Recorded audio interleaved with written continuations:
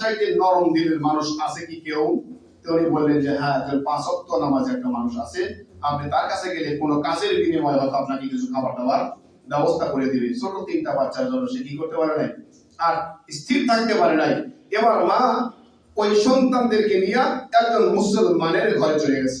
যাওয়ার পরে মুসলমান একজন জমিদার বাবু, অনেক টাকাওয়ালা মানুষ, তাকে জিজ্ঞাসা করছে, হে আল্লাহর বান্দা, আমার বাড়ি কিন্তু আশেপাশে কোথাও না, 200-400 কিলোমিটার ভিতরে না, আমার বাড়ি সুদূর মক্কা মদিনায়, আমার স্বামী জিহাদের ময়দানে গিয়ে শাহাদাতের পেয়ালা পান করেছে, আমার কাছে 3টা বাচ্চা আছে, উপার্জন করার মতো কোনো পুরুষ আমার ঘরে নাই। এবার 3টা বাচ্চা, একদিন 2 দিন, আজকে 3য় দিনও আমার বাচ্চার মুখে দুপুরো খানা দেওয়ার মতো কোনো ব্যবস্থা আমি মা করতে পারি নাই। আপনার কাছে অনুরোধ করি, কোন একটা কাজের বিনিময়ে হলেও আপনি একটু আমাকে আশ্রয় দেন এবং একটু খানার ব্যবস্থা আপনি করে দেন। আমি কিন্তু মুহাম্মাদুর রাসূলুল্লাহ সাল্লাল্লাহু আলাইহি ওয়াসাল্লামের বংশধর, আমার জন্ম তার বংশের ভিতরে হয়েছেন, বলেন সুবহানাল্লাহ।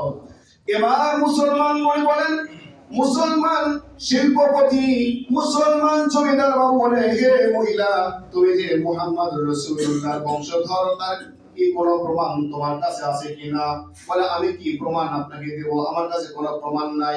ওই প্রমাণ যদি না থাকে তাহলে তুমি তোমার বাবার নাম বলো, তারপরে তোমার দাদার নাম বলো, তারপরে তার বাবার নাম বলো, তারপরে তার বাবার নাম বলো। এক কথায় সিলসিলা, ধারাবাহিকতা, বংশের যে সিলসিলা নসব আছে, এভাবে বলতে বলতে মুহাম্মদ রাসূল পর্যন্ত তুমি যদি বলতে পারো, আমার বাসায় তোমার থাকার জায়গা হবে, আমার বাড়িতে তোমার খাওয়ার জায়গা হবে, তোমার সমস্ত সন্তানদের জিম্মাদারি আমি নিয়ে দেব, তার জন্য শর্ত হলো আমাকে বংশ সিলসিলা করতে হবে। বলে, না, আমি বলতে পারবো না, আমি মহিলা মানুষ, আজকে 3 দিন পর্যন্ত কিছু খাইতে পারি নাই, আমি এগুলি বলতে পারবো না। আর সেই মুহাম্মদ নবী পর্যন্ত বলা কি ওনার পক্ষে সম্ভব? আরে আমরা মুসলমান, আমাদের দাদার বাবার নাম কি অনেকেই আমরা জানি না। কার নাম? দাদার বাবার নাম আমরা অনেকে জানি না।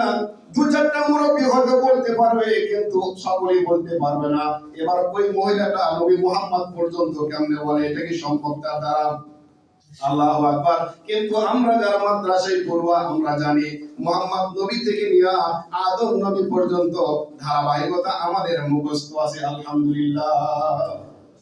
এবার মহিলা বলেন, আপনি আমাকে থাকার ব্যবস্থা করে দেন, আমাকে একটু কাজের ব্যবস্থা করে দেন, আমি কিন্তু আওলাদে রাসূল, আমাকে সাহায্য করলে কিয়ামতের ময়দানে আল্লাহ রাব্বুল আলামিন আপনাকেও সাহায্য করবে।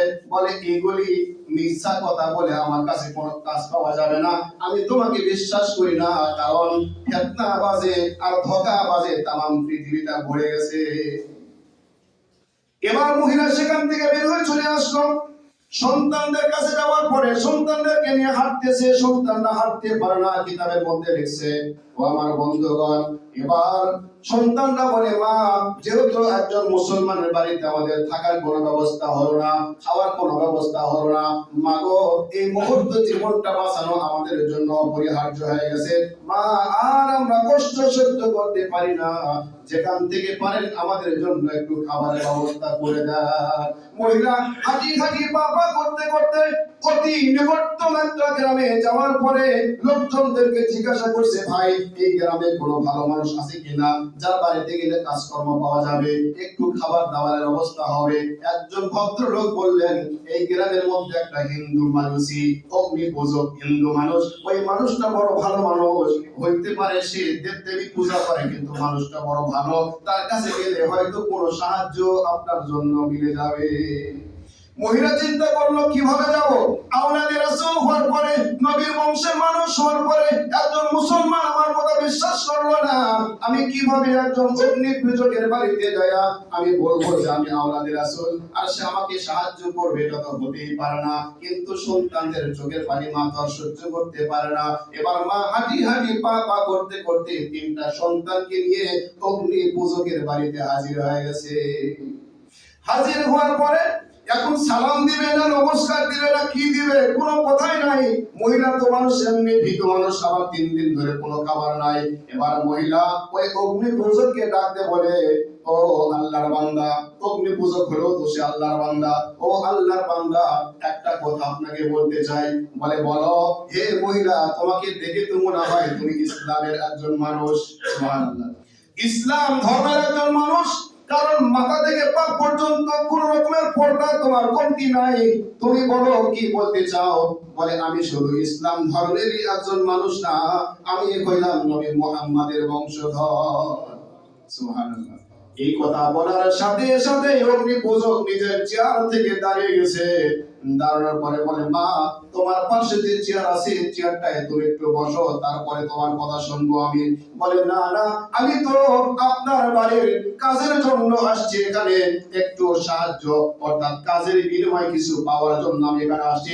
একটা কাজ দিলে হবে, আমাকে এত সুন্দর আসরে বসানোর কোনো প্রয়োজন নাই। বলে তোমার কোনো কথাই আমি ততক্ষণ পর্যন্ত শুনবো না যতক্ষণ পর্যন্ত তুমি আসন গ্রহণ না করবে। সুবহানাল্লাহ।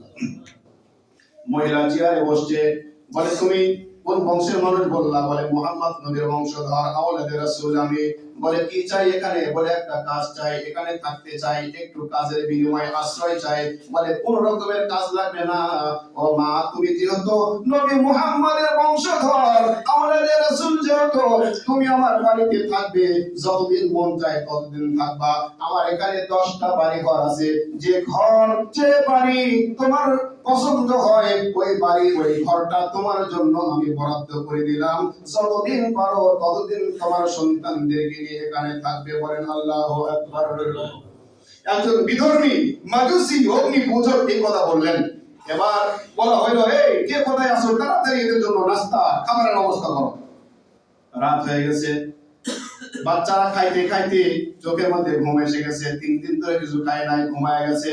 মা খাবার পরে ওযু করে নামাজ পড়ার পরে 2 রাকাত অতিরিক্ত নামাজ পড়েছে সালাতুশ শুকর। 2 রাকাত নামাজ পড়ে মালিককে ডাক দিতেছেন, মালিক একটা মুসলমানের ঘরে গিয়ে আশ্রয় পাইলাম না, কিন্তু একটা হিন্দুর ঘরে